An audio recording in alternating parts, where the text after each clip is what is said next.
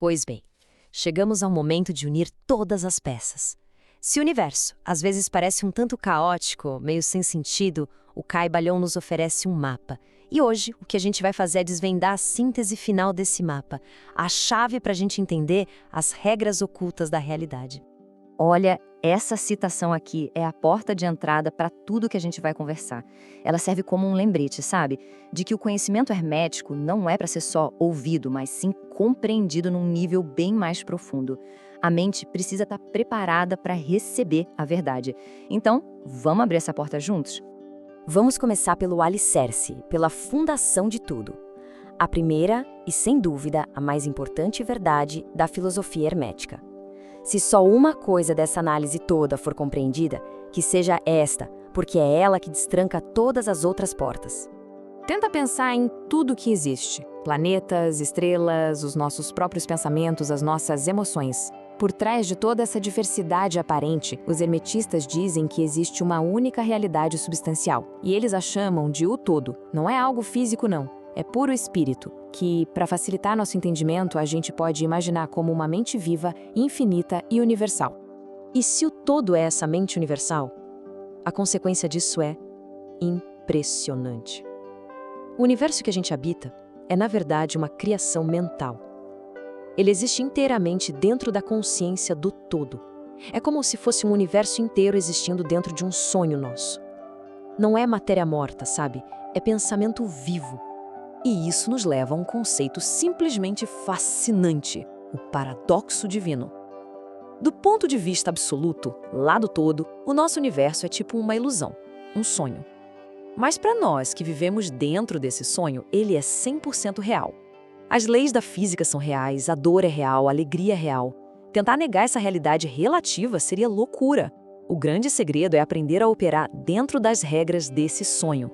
Certo.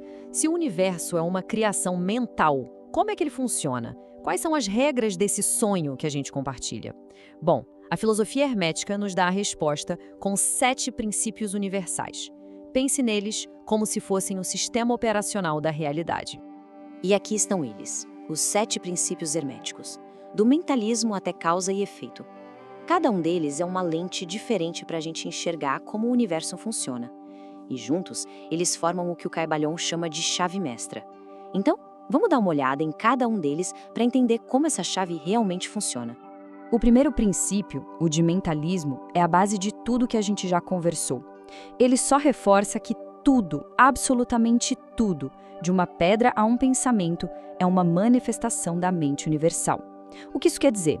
Que a mente não é só algo que a gente tem, mas algo que a gente é e no qual a gente existe.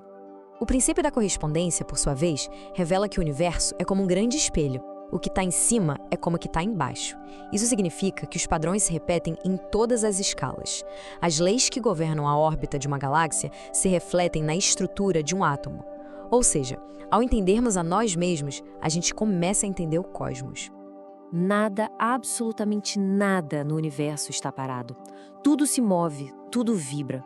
A diferença entre o sólido, o líquido, o gasoso e até mesmo um pensamento não é de substância, mas sim de frequência vibratória. É como se a realidade fosse uma grande sinfonia cósmica, onde tudo, da matéria mais densa ao espírito mais sutil, é só uma nota vibrando numa frequência diferente. Esse princípio aqui nos mostra que os opostos são, na verdade, 2 lados da mesma moeda. Calor e frio, por exemplo, não são coisas totalmente distintas. São só graus diferentes na escala do que a gente chama de temperatura. E o mesmo vale para o amor e para o ódio, que são polos da mesma emoção, ou para a coragem e para o medo. Entender isso é o primeiro passo para aprender a transmutar um no outro. A vida se move em ciclos, né? Como um pêndulo. Existe um fluxo e um refluxo em tudo. Depois da inspiração, vem a expiração. Depois do sucesso, vem o desafio. O princípio do ritmo nos ensina que para todo movimento numa direção, vai haver um movimento compensatório na direção oposta. A chave aqui não é tentar parar o pêndulo, mas aprender a não ser arrastado por ele. Nada acontece por acaso. Absolutamente nada. Acidente ou sorte são só nomes que a gente dá para causas que a gente não consegue enxergar. Tudo faz parte de uma cadeia contínua de causa e efeito. E a verdadeira liberdade não está em escapar dessa lei, mas em aprender a se tornar a causa, em vez de ser só o efeito. E por último, o princípio de gênero. E aqui um ponto importante. Isso vai muito além do gênero biológico, ok? Esse princípio afirma que tudo no universo contém os princípios masculino e feminino. Pense neles como energias. A energia ativa, que projeta, e a energia passiva, que recebe e nutre. Toda a criação, seja de uma ideia, de uma empresa ou de uma obra de arte, precisa da interação dessas duas forças para acontecer. Entender esses princípios é, sem dúvida, fascinante. Mas o hermetismo não é só uma filosofia para a gente ficar contemplando. É uma arte prática. Todo esse conhecimento aponta para uma única e grande promessa: a capacidade de alcançar o domínio sobre a própria mente e, por consequência, sobre a própria vida. A verdadeira alquimia, segundo eles, nunca foi sobre transformar chumbo em ouro físico. Era sobre a transmutação mental. A arte de usar de forma deliberada esses princípios para transformar estados mentais indesejáveis, como o medo, a tristeza, nos seus opostos. E como o universo é mental, ao mudar o mundo interior, se começa a mudar o mundo exterior. E isso nos coloca diante de uma escolha fundamental, que pode ser perfeitamente ilustrada por um tabuleiro de xadrez.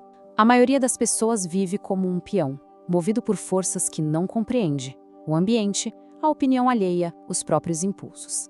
Elas são um efeito. Mas quem estuda o hermetismo aprende as regras do jogo.